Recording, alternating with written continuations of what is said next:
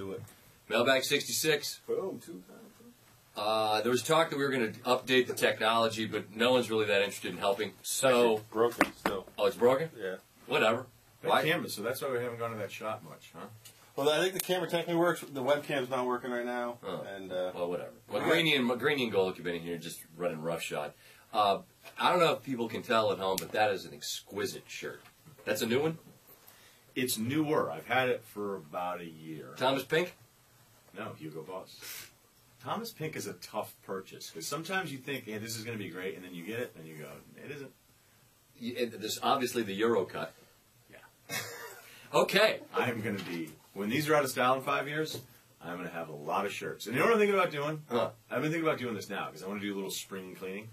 Let's think about like game-worn Russillo gear and give it away to listeners on the show. Give it away? Yeah. I was thinking sell it. Nah, I think it'd be fun. Be like, what is that? Be like, oh, it's a game-worn Russillo from '04. Send it to me. Think how, and then when kids out there do after parties, like back in the day, right, they'll throw that on the way you used to throw on like a Barkley. Yeah, which I did just a few weekends ago. Awesome! I didn't hear about that. Okay, let's dive in the deep end and start with somebody from Miami, University of Miami. What's up? What would Dale Schmeeks, this is SportsCenter commercial, entail?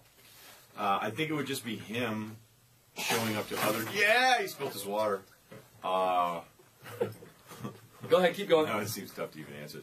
I think if I envision it the way I would, I think he would just show up to other shows and like would just show up to the first take desk and sit on the desk and be like, "This is SportsCenter," and then he would like go to baseball tonight and he'd just slide Ravage's chair away and he'd go, "This is Dale Schmeuk for SportsCenter." So he would just like, even if it wasn't a SportsCenter specific ad, he would, speaking of out of rotation, game worn Van Pelt. And by the way, there's no drinks in the studio, so what you're seeing technically did not happen. Water with a lid is allowed. Yeah, and that was water. Or gin. That's the cousin of gasoline. Now, interesting you didn't put Scott in the SportsCenter commercial with Schmeuk. I just think Dale Schmeuk would. And what's Dale's philosophy on racing? If you've got tires, I'll race it. Dale Schmeuk. This is from Dion Doctor. If you had to swim across the Pacific Ocean, who would you bring on your journey for motivation? A super hot girl swimming 10 yards in front of me. I was going to go with a pod of trained dolphins to ward off attacking sharks. Do they do that, or do sharks eat them? No, dude, they get into tandem and they like do that, ah! And then they just jump up and down and it's like, hey, we're having a party, we're dolphins. And then probably maybe one of the sharks eats him. Do you ever listen to the zoo guy, Ron Miguel? Yeah, sometimes. He's very down on the way dolphins are handled in our society. I don't get that whole segment, but it's apparently very popular. I've never understood it, but I can see why it's good. Well, he's a dynamic speaker, and he and Dan have a good relationship. Right. I don't know how did that come about? Bored Joel in New York City.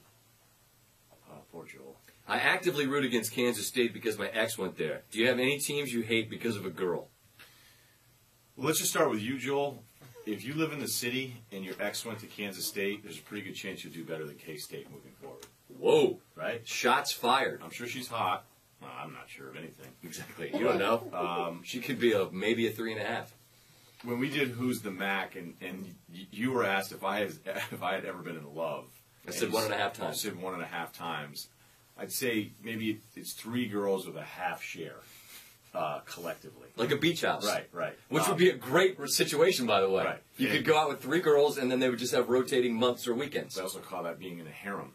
Yeah. I lost out on a girl to a dude from Germany who sucks. And it was 2002, and that was the World Cup, and we played the Germans. And let me tell you, I was like a kid on the beaches of Normandy that day. He hates Europe. He doesn't even... I like Europe. I just don't like the guys. I was just trying to make... You're not smooth. You have an accent, and then after a week, everybody figures out you're boring. Answer to the question is no. He hated a whole country. So what about you? No, I think I'm aware. The one girl. There's a long list of chicks that broke my heart. One, I don't even know where she went. Some Mac school. Thought about her the other day. I'm like, God, that was a long time ago. 80s? No, but hell, man, dude, 2000 was a long time ago. The other girl went to school with me. So no, I've never hated it at school because of it. That's nice.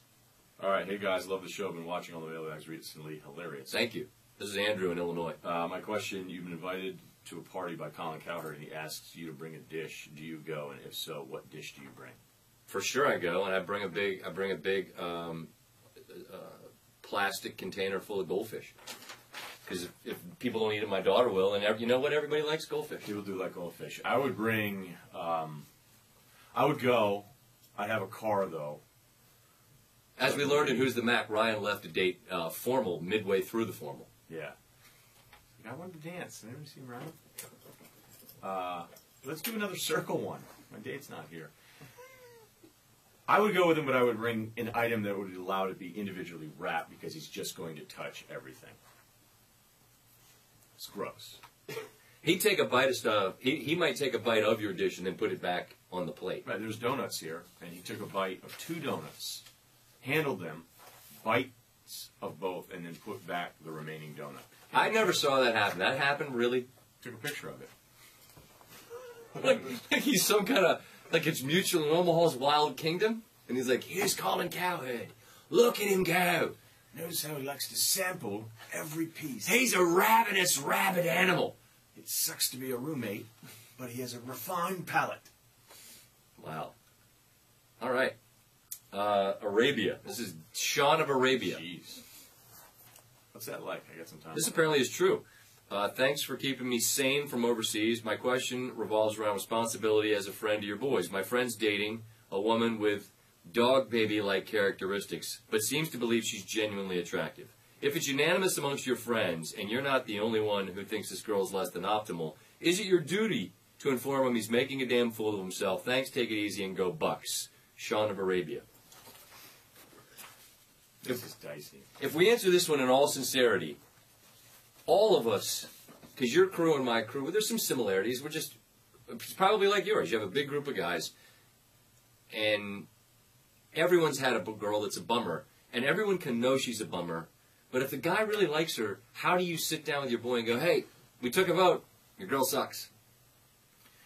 Yeah, first of all, I'm assuming based on the email that this guy's done better in the past. Because if the guy's just a clown, then who are you to get in the way of true love?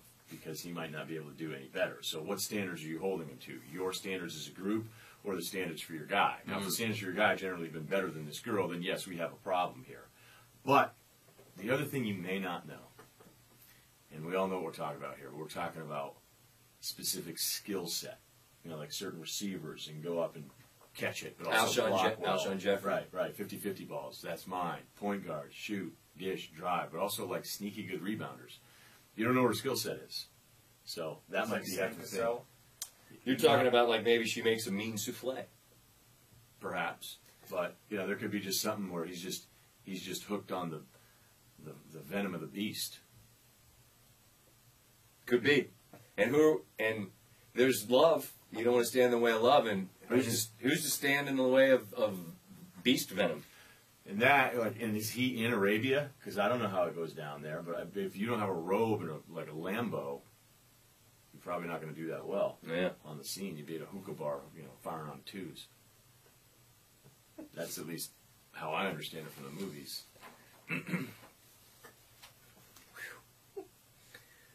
I mean, you saw Zariana, right? Yeah, man, that was a bummer. I didn't know what was going on, and stuff blew up. All right, that could be his buddy. A lot of stuff going on here. So, I think right. that was no, right?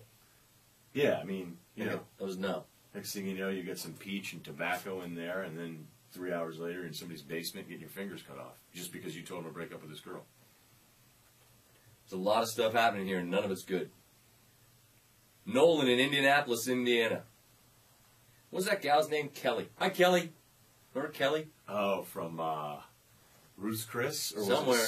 Whatever steakhouse that was. She was just as attractive a gal hot. as we've ever seen. We sat and ate salad just to talk to her. No one's hotter than the hostess of Smith & Walensky in Chicago right now, though. You know who you are. She is...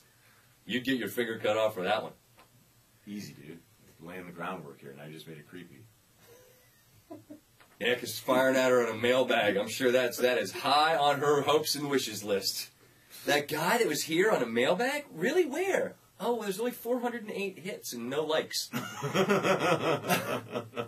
If you had one restaurant to eat at for the next 365 days, what would it be and what would you predominantly order? Well, I think he's down for Smith and Walensky's in Chicago. Great answer. I'd say you just go 365. 365. Can you do Chipotle 365? That's my answer because I love the burrito bowl and the chicken. It tastes good. You go double chicken. I think a weekend I'd be sick of it, and like that'd be one. I do it once a week, and I love it. It's my little treat once a week. But 365 is a lot, man.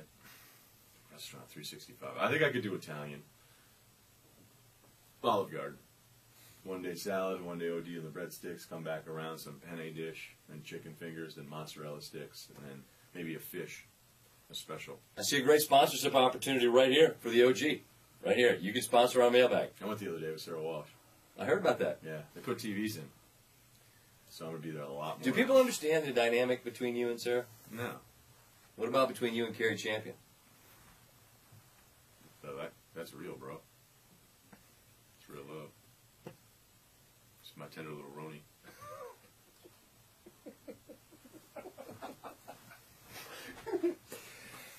Thank you. Thanks for watching Mailbag number 66.